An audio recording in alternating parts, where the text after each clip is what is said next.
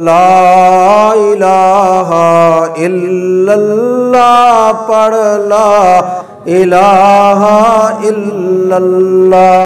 اسی طرح شادی شدہ زندگی میں انسان کی جسمانی ضرورت کا بھی جنسی ضرورت کا بھی ایک سائیکل ہوتا ہے۔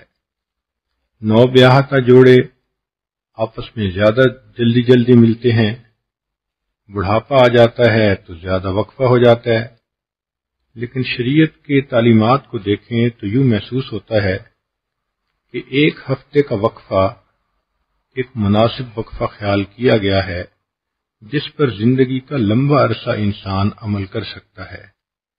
اس لیے حدیث مبارکہ میں ہے، جمعہ کا دن چونکہ شریعت کے مطابق ویکینڈ کا دن ہوتا ہے، چھٹی کا دن ہوتا ہے، تو فرمایا نبی علیہ السلام نے، من غسل واغتسل یوم الجمعۃ، جو خاوند جمعہ کے دن خود بھی نہائے اور بیوی کو بھی نہلائے، تو اشارہ ہے کہ میاں بیوی آپس میں ملیں۔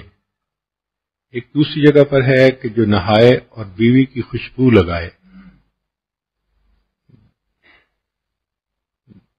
تو اس سے بھی اشارہ ملتا ہے کہ اس دن کا نہانا شریعت کی نظر میں صرف میل کچیل دور کرنا ہی نہیں بلکہ دل کے خیالات کو بھی پاکیزہ کرنا مقصود ہے۔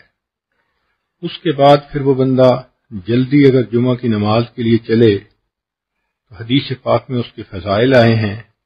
پہلی فضیلت کہ ہر قدم پر 1 سال کے روزے اور 1 سال کی نمازوں کا ثواب ملتا ہے۔ دوسری فضیلت کہ ایسا کرنے پر اللہ تعالی خاوند کو 2 ثواب دیتے ہیں، ایک اپنے غسل کا ثواب، ایک بیوی کے غسل کا ثواب۔ اور غسل کا ثواب دوسری حدیث میں ہے کہ انسان جب جنابت کا غسل کرتا ہے تو جتنے پانی کے قطرے جسم سے گرتے ہیں ہر ایک کے بدلے اللہ گناہوں کو معاف فرما دیتے ہیں۔ اور تیسرا انعام اللہ اس دن یہ دیتے ہیں کہ ایک جمعہ سے لے کے دوسرے جمعہ تک کے جتنے گناہ ہوتے ہیں اللہ تعالیٰ معاف فرما دیتے ہیں۔ یہ کتنا خوبصورت دین ہے کہ جس نے انسان کے کھانے پینے سونے اور جنسی ضروریات تک کا خیال رکھا اور میاں بیوی کو ترغیب دی کہ دیکھو عبادت کی نیت سے ملو گے، ضرورت بھی پوری ہوگی اور تمہیں اللہ کے ہاں اجر ملے گا۔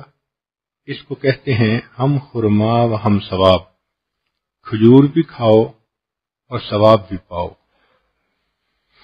تو یہ انسان کی جو جنسی ضرورت ہے اس کا بھی ایک سائیکل ہے۔